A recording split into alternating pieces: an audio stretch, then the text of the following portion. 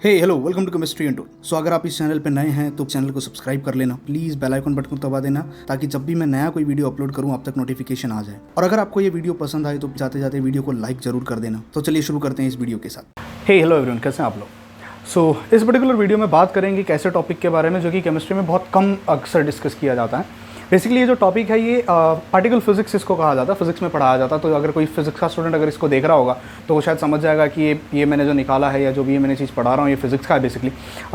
अगर मैं कहूँ 12th स्टैंडर्ड से लेके मास्टर्स तक मैंने ये टॉपिक जल्दी अक्सर कहीं किसी बुक्स में इतना डिटेल में डिस्क्राइब किया हुआ नहीं देखा है। इवन मैं भी कुछ जो रेफरेंस बुक्स को रेफ़र कर रहा हूँ वहाँ पे बहुत कम क्वांटिटी में इसके बारे में कुछ चीज़ों को दिया हुआ है। सो ये जो टॉपिक है इसको पढ़ाने का सबसे बड़ा मकसद ये है कि जो हम केमिस्ट्री के स्टूडेंट्स हैं हम अक्सर एटम के साथ बात करते हैं, ठीक है।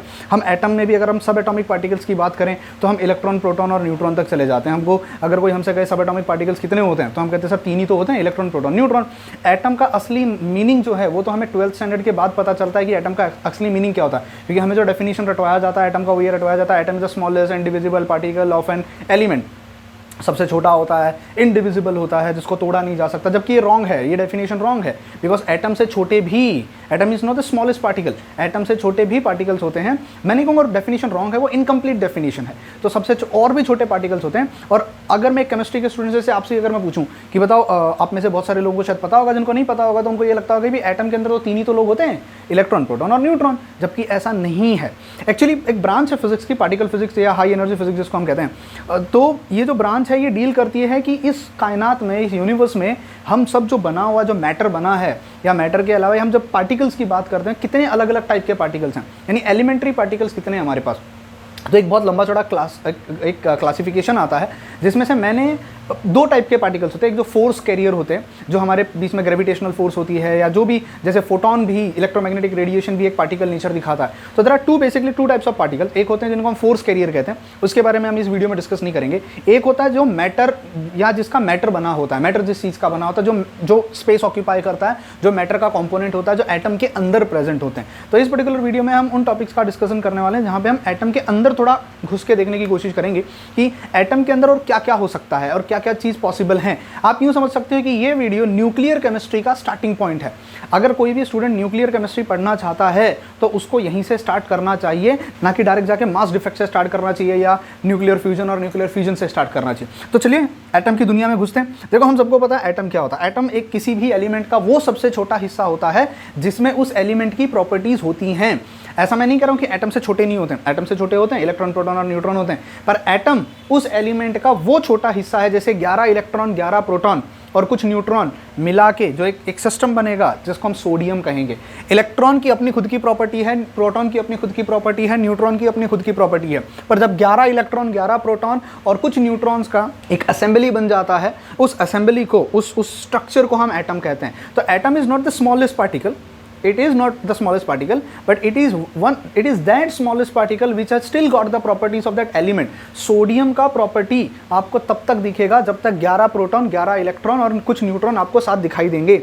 लेकिन अगर इलेक्ट्रॉन और प्रोटॉन और न्यूट्रॉन को अलग कर दिया जाए तब वो एटम नहीं बचेगा, वो इंडिविजुअल सब एटॉमिक पार्टिकल्स हो जाएंगे। उम्मीद है ये डेफिनेशन आपको समझ में आया होगा ना। एटम की अगर मैं बात करूं, एटम के अंदर 2 तरीके के पार्टिकल्स होते हैं। एक जिनको हम कहते हैं फंडामेंटल पार्टिकल्स, ये फंडामेंटल पार्टिकल्स बहुत इंपॉर्टेंट हैं। और एक होते हैं जिनको हम कहते हैं कंपोजिट पार्टिकल ना। सबसे पहले स्टार्ट करते हैं फंडामेंटल पार्टिकल्स के साथ। फंडामेंटल पार्टिकल्स का मतलब वो पार्टिकल्स होते हैं जो किसी के नहीं बने हैं, दे आर देमसेल्फ, वो एक्चुअली में स्मॉलेस्ट पार्टिकल होते हैं। उनसे छोटा या उनसे अब तक नीचे का कोई हमें नहीं मिला है। They are the last fundamental particles, वो सबसे छोटे होते हैं। तो कितने टाइप के होते हैं, उसमें भी हमारे पास 2 टाइप के होते हैं। एक जिनको हम कहते हैं लेप्टॉन्स और एक जिनको हम कहते हैं क्वार्क्स, ठीक है। तो फंडामेंटल पार्टिकल्स कितने होते हैं हमारे पास, लेप्टॉन्स और हमारे पास क्वार्क। लेप्टॉन्स कितने होते हैं, बेसिकली लेप्टॉन्स 6 होते हैं। देयर आर 6 पार्टिकल, बेसिकली 6 होते हैं। और उनके अगर मैं एंटी पार्टिकल्स बना लूँ, जैसे हमने मैटर और एंटी मैटर के बारे में पढ़ा होगा। एक्चुअली पहले जब ये फिजिक्स की बात चल रही थी 19th सेंचुरी, जो कि गोल्डन एरा माना जाता है फिजिक्स का, उस समय ये थॉट प्रोसेस निकलना स्टार्ट हो गया था कि जब मैटर होता है तो उसका एंटी मैटर भी होना चाहिए। तो बहुत सारी डिस्कवरी हुई, न्यूट्रॉन का एंटी मैटर निकाला गया, एंटी न्यूट्रॉन निकाला गया, प्रोटॉन का निकाला गया। आपने पॉजिट्रॉन्स के बारे में सुना होगा, ठीक है। तो हमारे पास अगर मैं एक्चुअली में बोलूँ, मैटर की बात करूं तो लेप्टॉन 6 होते हैं और उनके अगर एंटी पार्टिकल मिला लूं तो 12 लेप्टॉन्स होते हैं। सिमिलरली क्वार्क्स, क्वार्क्स सबसे छोटा फंडामेंटल पार्टिकल होता है और उसको अगर मैं मिला लूँ तो 6 पार्टिकल होते हैं और 6 एंटी पार्टिकल होते हैं, मतलब 12 और 12 24 फंडामेंटल पार्टिकल्स हैं हमारे, जिसमें से 12 पार्टिकल हैं और 12 उनके एंटी पार्टिकल्स हैं। अब देखो लेप्टॉन्स क्या होते हैं। लेप्टॉन्स वो होते हैं जिनके ऊपर, पहली बात तो लेप्टॉन्स दो टाइप के होते हैं। एक वो लेप्टॉन्स होते हैं जिनके ऊपर -1 चार्ज होता है, ठीक है। पहला -1 वाला होता है जिसका नाम इलेक्ट्रॉन, दूसरा -1 चार्ज जिसका नाम होता है म्यूऑन, तीसरा होता है जिसका नाम होता है टाउ। अब तीनों पे -1 चार्ज है, नेगेटिव चार्ज है -1, जिसको हम कूलम के नॉर्मली जो हम पढ़ते हैं। अब इसमें डिफरेंस आ जाता है उनकी एनर्जी को। याद रखना न्यूक्लियर केमिस्ट्री में जब आप न्यूक्लियस के अंदर घुसना स्टार्ट कर देते हो, एनर्जी को एक्सप्रेस करने, मैटर को एक्सप्रेस करने का एक और तरीका होता है energy. Energy can also be express in terms of matter, can also be express in terms of energy, जिसका हम इक्विवेलेंट निकालते हैं, हम लिखते हैं ना mc², E = mc²। ये क्या बताता है, अगर मेरे पास कोई मैटर है या मास है उसको मैं एनर्जी के रूप में कन्वर्ट कर सकता हूँ। आपको मैं आने वाले टाइम में बताऊंगा कि कैसे कन्वर्जन किया जाता है और कैसे हम मैटर को एनर्जी के रूप में लिख सकते हैं। तो रेदर देन सेइंग 1 ग्राम या रेदर देन सेइंग 1 AMU या रेदर देन सेइंग 2 AMU, हम उसको एनर्जी इक्विवेलेंट भी बना सकते हैं। जैसे 1 ग्राम अगर सब्सटेंस है उसकी कुछ तो एनर्जी होगी नेचर में, because at the end of the day we all are made up of energy, हम सब एनर्जी ही हैं। Matter is a condense form of energy and जो नॉर्मल हम हीट एनर्जी देखते हैं वो एक फ्लोइंग एनर्जी है। तो हम, आप और मैं भी, हम एक कंडेंस फॉर्म ऑफ एनर्जी हैं। बहुत ट्रमेंडस अमाउंट ऑफ एनर्जी हमारे अंदर कंडेंस फॉर्म में है, तो हमें मैटर दिखता है। तो हम मास को एनर्जी के फॉर्म में रिप्रेजेंट कर सकते हैं। तो हम यहाँ पे कहेंगे कि इलेक्ट्रॉन का जो मास है 0.511 मिलियन इलेक्ट्रॉन वोल्ट है। अब जब आप न्यूक्लियर वर्ल्ड में चले जाते हो ना, तो आप वहाँ पे मास को एनर्जी के फॉर्म में करते हो और एनर्जी को वहाँ पे आप एक्सप्रेस नहीं करते हो कि जूल्स में, किलो जूल्स में, वहाँ इलेक्ट्रॉन वोल्ट में एक्सप्रेस किया जाता है। आई होप इलेक्ट्रॉन वोल्ट का कन्वर्जन आपको आता होगा। So this is million electron volt. Muon के ऊपर का जो मास होता है 105.7 मिलियन इलेक्ट्रॉन वोल्ट। टाउ जो होता है 1.77 जी इलेक्ट्रॉन वोल्ट। अब वहाँ पे जी का मतलब था गीगा, ठीक है, मिलियन और गीगा, आई होप पता होगा आपको।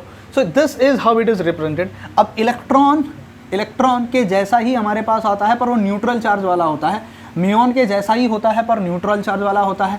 टाउ जैसा ही होता है पर न्यूट्रल चार्ज वाला होता है। तो और काफ़ी हल्के होते हैं, बहुत ही हल्के होते हैं। जो इलेक्ट्रॉन, म्यूऑन और टाउ होते हैं वो काफ़ी भारी होते हैं, उनका वजन या मैं कहूँ उसका जो एनर्जी इक्विवेलेंट है वो काफ़ी ज़्यादा होता है। पर जो न्यूट्रल चार्ज वाले होते हैं वो काफ़ी हल्के होते हैं, इसलिए उनको कहा जाता है न्यूट्रिनो। तो हमारे पास 3 टाइप के न्यूट्रिनो होते हैं, electron neutrino, muon neutrino, tau neutrino. अब तीनों के तीनों न्यूट्रल होते हैं, लेकिन उनका जो मास होता है वो काफ़ी कम होता है। इलेक्ट्रॉन न्यूट्रिनो का तो मास इलेक्ट्रॉन वोल्ट में आता है, less than 2.2 electron volt. Muon neutrino का जो होता है 0.17 मिलियन इलेक्ट्रॉन वोल्ट से भी कम होता है, और इसका 15.5 मिलियन इलेक्ट्रॉन वोल्ट से भी कम हो जाता है। अब देखो जो मैंने वैल्यूज़ लिखी हुई है ना, अगर कोई फिजिक्स का टीचर देख रहा है या फिजिक्स का कोई प्रोफेसर देख रहा है या कोई स्टूडेंट देख रहा है तो कॉन्ट्रडिक्टरी हो सकती हैं, कॉन्फ्लिक्ट आ सकता है। क्योंकि जब मैं भी इसके ऊपर थोड़ा रिसर्च कर रहा था गूगल पे बैठ के और कुछ वेबसाइट्स को मैं भी छान रहा था, तो इवन आई कुड सी कुछ कॉन्ट्रडिक्शन है वहाँ पे वैल्यूज़ के साथ, बट ऑन एन एवरेज मतलब मैं ऊपर नीचे का हूँ तो ऑलमोस्ट सेम है। तो प्लीज़ इसका एक इशू नहीं क्रिएट होना चाहिए कि सर आपने वैल्यूज़ रॉन्ग लिख दी हैं। वेल मेरा इंटेंशन यहाँ पे ये समझाने का है, I am not concern about कि एग्जैक्ट वैल्यू क्या है, I am more concern about कि उनमें फ़र्क क्या है। ये तीनों का चार्ज न्यूट्रल है पर मास में फ़र्क है, ये तीनों पे -1 है पर उनके मास में फ़र्क है। तो लेप्टॉन जो हमारे पास होते हैं वो फंडामेंटल पार्टिकल होते हैं, they are the fundamental particles, और वो किसी के नहीं बने होते हैं, उल्टा वो हर किसी को बनाते हैं। अब जो अगला हमारे पास क्लासिफिकेशन आता है वो होता है क्वार्क्स का। ना क्वार्क्स में भी 6 होते हैं, 3 क्वार्क्स जो होते हैं जिनका नाम होता है अप, चार्म, टॉप। अब इनका नाम के पीछे भी बड़ी लंबी चौड़ी कहानी है, आप कभी गूगल सर्च करना, यूट्यूब करना, why it is called as up, charm, top, down, strange, bottom. ये स्ट्रेंज के पीछे तो बड़ी अच्छी कहानी है। आप अगर थोड़ा एडवांस में डिटेल में जाके पढ़ोगे कि स्ट्रेंज क्वार्क कहाँ से आया, किसने इन्वेंट किया, क्यों किया, उसका नाम स्ट्रेंज क्यों रखा गया, तो you will realise it's a long story, तो आपको समझ में आएगा। अब जो 6 क्वार्क्स हैं ये किसके बने हैं, इनके नीचे कोई नहीं है, ये लास्ट हैं, they are the final particles. अब देखो अप वाला जो होता है, चार्म जो होता है, टॉप जो होता है, ये सब कॉमन है। इनके ऊपर फ्रैक्शनल चार्ज होता है +2/3 +2/3 +2/3। अब fractional charge with respect to, अब देखो there are fractional charge with respect to electron you can say, तो इट्स +2/3 +2/3 +2/3। अब ये जितने भी पार्टिकल्स होते हैं ये स्पिन करते हैं। फंडामेंटल पार्टिकल्स जो हमारे नेचर में होते हैं, अब ये थोड़ा बड़ा अजीब है ये कहना, अब इसको एक्सप्लेन करना भी थोड़ा अजीब है कि जितने भी फंडामेंटल पार्टिकल्स होते हैं, आपने इलेक्ट्रॉन पढ़ा होगा, आपने प्रोटॉन पढ़ा होगा, आपने न्यूट्रॉन पढ़ा होगा। वेल प्रोटॉन एंड न्यूट्रॉन को मैं फंडामेंटल पार्टिकल्स नहीं कह सकता, दे आर कंपोजिट पार्टिकल्स। ये सब स्पिन करते हैं। स्पिन एंड चार्ज एक इनहेरेंट प्रॉपर्टी है जिसको एक्सप्लेन आप अब शायद फिजिक्स के पॉइंट ऑफ व्यू से मैं ज़्यादा अच्छे से एक्सप्लेन कर पाऊंगा क्यों आता है, कहाँ से आता है, कैसे आता है, क्यों हर पार्टिकल स्पिन करता है, स्पिन उसके अंदर स्पिन नेचर हम कहाँ से लाते हैं, what exactly do you mean by spin, charge, मतलब ये सारी थोड़ी हाई लेवल की फिजिक्स हो जाती है, तो मैं इस पर अभी नहीं जाना चाहूँगा। शायद आने वाले टाइम में अगर कभी फुर्सत मिलेगी तो हम इसके बारे में काफ़ी डिटेल में डिस्कस कर लेंगे क्या होता है। तो याद रखना, अप, चार्म और टॉप ये 3 पार्टिकल्स होते हैं जिनका +2/3 +2/3 +2/3 चार्ज होता है। स्पिन उनकी हाफ, हाफ और हाफ, तो मैं कह सकता हूँ जो उनका स्पिन क्वांटम नंबर है वो हाफ, हाफ और हाफ होता है। तो फिर फ़र्क क्या है? फ़र्क है उनके मास में, फ़र्क उनके मास में 2.4 and obviously it will be in million electron volt. 1.27 GeV, अच्छा MEV बोलते हैं, मिलियन इलेक्ट्रॉन वोल्ट बार बार लंबा हो जाता है, MEV 2.4 MEV, 1.27 GeV electron volt, G electron volt, 171.2 G electron volt, 4.8 M electron volt, 104 M electron volt, 4.2 G electron volt. Again I'm saying there may be a contradiction between the values that I have written over here and जो आपको शायद Google पे या और कहीं पे मिलेंगी, थोड़ा ऊपर नीचे हो सकता है पॉइंट्स में या यहाँ वहाँ पे, तो प्लीज़ इग्नोर दैट। अब अप, चार्म और टॉप में सिर्फ मास का फ़र्क है और चार्ज और स्पिन सेम है, पर नीचे के जो क्वार्क्स होते हैं जैसे डाउन, अप का डाउन, चार्म का स्ट्रेंज, टॉप का बॉटम, -1/3 -1/3 -1/3, तो उनके ऊपर जो चार्ज है वो -1/3 है। स्पिन हाफ, हाफ, हाफ, मतलब जितने भी क्वार्क्स होते हैं, जितने भी मेरे पास क्वार्क हैं, उन सबकी जो स्पिन होती है वो स्पिन हाफ होती है और उनका जो चार्ज है या तो +2/3 होगा या तो -1/3 होगा। +2/3 अप, चार्म, टॉप का होता है और -1/3 डाउन, स्ट्रेंज और बॉटम का होता है। अब फ़र्क क्या है? अगेन द सेम डिफरेंस, मास में उनके फ़र्क आ जाता है। अब देखो, लेप्टॉन, फंडामेंटल पार्टिकल्स में लेप्टॉन्स हो गया, क्वार्क्स हो गया। अब फंडामेंटल पार्टिकल्स में और भी आते हैं जो फोर्स कैरियर को हम जिनको कैरी मानते हैं, जो फोर्स कैरी करते हैं, दो लोगों के बीच में जो फोर्स ऑफ अट्रैक्शन है वो कहाँ से आई, उसको डिफाइन करने के लिए जो हमने बनाया हुआ है, मैं उस पर फिलहाल नहीं जाना चाहता। अब मेरे क्वार्क्स जब आपस में मिलते हैं, देखो ये लोग आपस में कभी नहीं मिलेंगे, they will never combine, they are independent, वो कभी कुछ बनाते नहीं है, वो इंडिपेंडेंटली एग्जिस्ट करते हैं। इलेक्ट्रॉन इंडिपेंडेंट एग्जिस्ट करता है, आपने कभी नहीं देखा होगा 2 इलेक्ट्रॉन ने मिलकर कुछ बना दिया, 3 इलेक्ट्रॉन ने मिलकर कुछ बना दिया, they have got their independent existence, वो इंडिपेंडेंट एग्जिस्ट करते हैं, ना ही वो आपस में इंटरेक्ट करते हैं, ना ही वो किसी और के साथ इंटरेक्ट करते हैं, दे आर इंडिपेंडेंट। बट जो नीचे के क्वार्क्स होते हैं, इनकी प्रॉपर्टी है कि ये आपस में मिलकर कंबाइन होकर रह सकते हैं।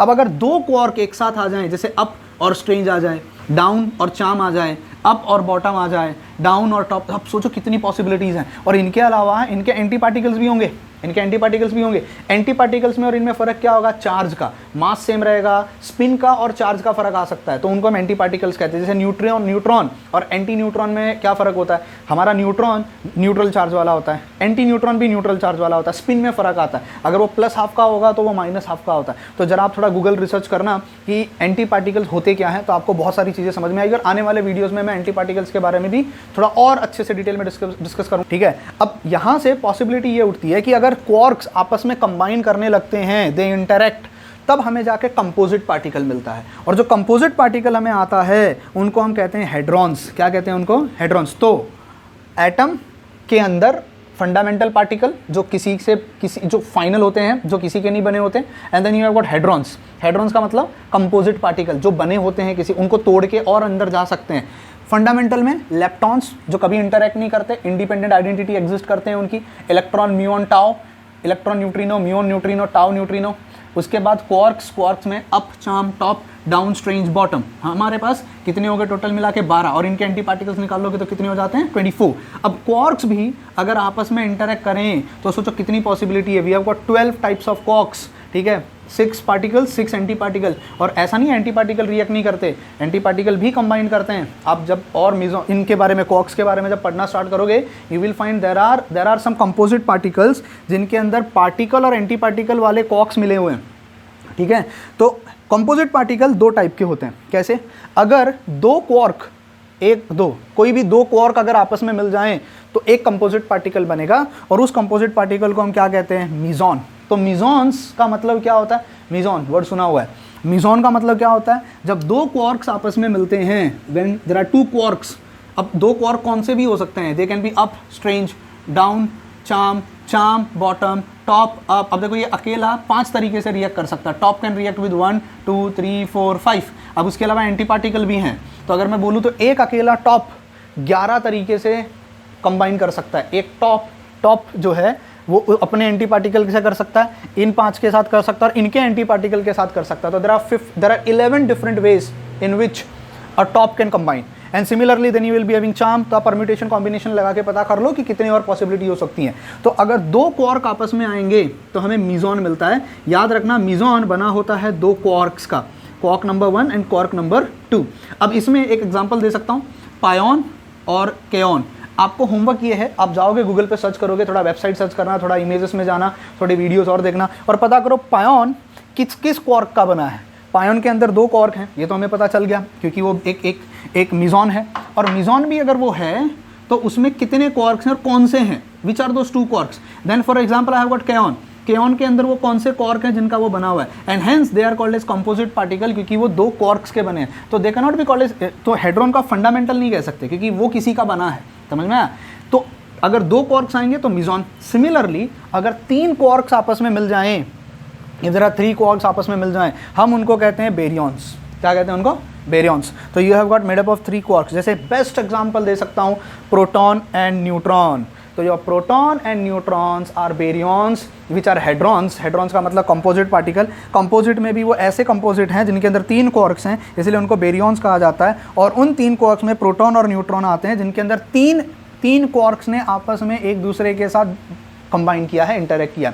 अब इसमें देखो, your proton is made up of 2 up और 1 डाउन। 2 अप और 1 डाउन, 2 अप और 1 डाउन जब होता है तो प्रोटॉन मिलता है।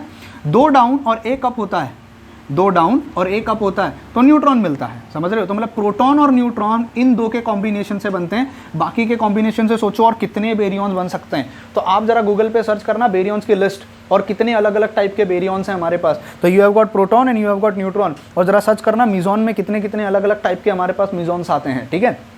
अब देखो, प्रोटॉन के अंदर 2 क्वार्क्स हैं, 3 क्वार्क्स हैं, अप डाउन। अप के ऊपर कितना चार्ज होता है? +2/3।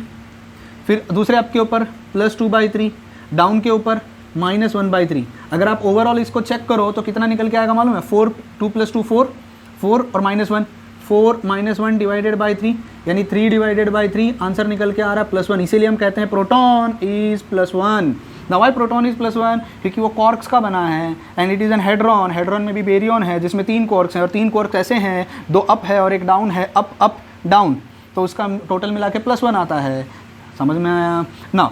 अगर न्यूट्रॉन की अगर मैं बात करूं तो न्यूट्रॉन में कौन है? Down down up, down down up, up down proton, down down up neutron. तो डाउन डाउन यानी -1/3 और +2/3। अब ऐड कर लो, -1 -1 +2 divided by 3। Answer comes out to be 0। इसीलिए हम न्यूट्रॉन को कहते हैं कि न्यूट्रॉन न्यूट्रल है। ऐसा नहीं है न्यूट्रॉन के अंदर चार्ज नहीं है, अनफॉर्चुनेटली जो उसके अंदर क्वार्क्स हैं उनका जो चार्ज का ओवरऑल करते हैं तो न्यूट्रल आता है। जैसे हम कहें एटम चार्ज है कि नहीं है ना? एटम के अंदर पॉजिटिव नेगेटिव चार्ज है, पर अनफॉर्चुनेटली जितना पॉजिटिव है उतना ही नेगेटिव है, इसलिए ओवरऑल न्यूट्रल आता है। तो ऐसा नहीं है कि न्यूट्रॉन के अंदर चार्ज नहीं है। मैंने मेरे NMR स्पेक्ट्रोस्कोपी का जो पहला वीडियो है काफ़ी फेमस हुआ, लोगों ने काफ़ी पसंद किया, मोर देन 2 लाख व्यूज़ हो गए हैं उसको। उसमें भी मैंने जब NMR स्टार्ट किया है तो NMR मैंने स्टार्ट यहीं से किया है, क्योंकि अनफॉर्चुनेटली आप न्यूक्लियर मैग्नेटिक रेजोनेंस स्पेक्ट्रोस्कोपी पढ़ रहे हो और आपको अगर न्यूक्लियस के अंदर की चीज़ें नहीं पता है तो थोड़ी प्रॉब्लम हो जाएगी। तो इवन तो मैं आपको कहूँगा अगर ये वीडियो देखने के बाद अब NMR पे जाओगे तो शायद काफ़ी और अच्छे से समझेगा। तो मुझे उम्मीद है कि एटम के अंदर का क्लासिफिकेशन आपको समझ में आ गया। These are our fundamental particles and these are our composite particle. और ऐसे हमारे पास, अब तुमको लग रहा होगा कि बेरियॉन्स मतलब क्या 2 ही हैं क्या? प्रोटॉन और न्यूट्रॉन और भी हैं। लिस्ट गोज ऑन, पता करो क्या हमारे पास मीजॉन्स इतने ही हैं? नहीं, और भी हैं। लिस्ट गोज ऑन, जरा पता करो गूगल पे जाके। You can find those list on my Instagram account. में अपने इंस्टाग्राम अकाउंट पे डाल दूंगा लिस्ट, जितने भी मीजॉन्स हैं और जितने भी बेरियॉन्स हैं अलग अलग टाइप के। आने वाले वीडियो में जो हमारा अगला वीडियो होगा उसमें हम पढ़ेंगे कुछ और फंडामेंटल पार्टिकल्स के बारे में, उन पार्टिकल्स के बारे में जो फोर्स कैरियर हैं, जिनके बारे में मैंने नहीं बताया, जो एटम के अंदर शायद नहीं होते हैं पर बाहर नेचर में हमको मिलते हैं, जो किसी चीज़ को, जो फोर्स जो होती है, हम बोलते हैं ना फोर्स ऑफ अट्रैक्शन, उनको डिफाइन करता है। वहाँ कहाँ से आती है? Gravitons, photons, lambda. Okay, lambda is also a baryon, fine, ये भी याद रखना, लैम्डा इज ऑल्सो बेरियन। जरा उसके बारे में भी पढ़ना, बहुत कुछ समझ में आएगा। तो आप ऐसे और अगर डिटेल में चलते जाओगे तो आपको बहुत सारा और बहुत इंटरेस्टिंग चीज़ मिलेगी। इसको न्यूक्लियर शेल मॉडल कहा जाता है। ये जो मैंने आपको सामने ऊपर ड्रॉ करके दिया ना, ये इसको न्यूक्लियर शेल मॉडल कहा जाता है, जहाँ पे ये इलेक्ट्रॉन, न्यूट्रिनो, अप और डाउन, इनको कहा जाता है generation 1 particle, first generation particle, second generation particle, third generation particle, there are few more particles which are called as fourth generation particle. ठीक है, अभी generation first, generation 2, generation 3, generation 4 क्या होता है, इसके बारे में भी हम बाद में डिस्कस करेंगे। फिलहाल इस वीडियो का जो मकसद था, आई होप मेरा वो पूरा हुआ, आपको एटम के अंदर के लोगों के साथ इंट्रोड्यूस कराना, फंडामेंटल पार्टिकल्स के बारे में बताना कि फंडामेंटल पार्टिकल्स क्या होते हैं, कॉम्पोजिट पार्टिकल क्या होते हैं, और जो हम प्रोटॉन और न्यूट्रॉन को फंडामेंटल समझते थे कि प्रोटॉन और न्यूट्रॉन लास्ट है, इलेक्ट्रॉन प्रोटॉन न्यूट्रॉन लास्ट है, जी नहीं, इलेक्ट्रॉन लास्ट है, इलेक्ट्रॉन किसी का नहीं बना है, it's a lepton, but proton और न्यूट्रॉन बेरियन है जो कि एक हेड्रॉन है, और हेड्रॉन बना होता है फंडामेंटल पार्टिकल्स का। ठीक है, इनकेस अगर ये वीडियो अच्छा लगा हो तो जाते जाते लाइक जरूर कर देना, और अगर अब तक सब्सक्राइब नहीं किया है सब्सक्राइब कर लेना। Bye bye, take care, and हाँ, वीडियो डाउनलोड मत करना, शेयर करना link. Bye bye, take care and God bless you all.